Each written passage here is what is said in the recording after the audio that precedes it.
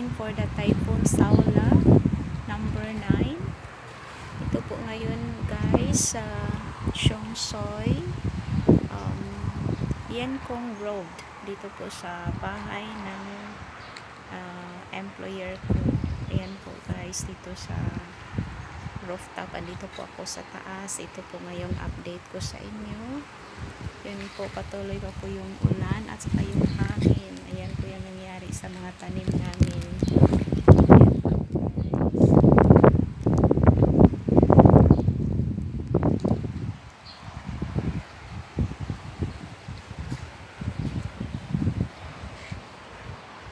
Patuloy po po ang ulan guys. At ang hangin hanggang ngayon po. Ayan po dito. Update lang po guys sa ulat panahon na yun. Still number 9 pa po yung typhoon na Saola. Yan po.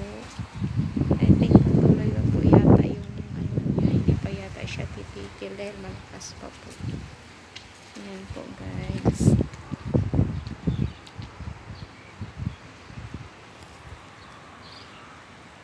Ayan po mga tanim namin. Ayan, nahulog po yung isa.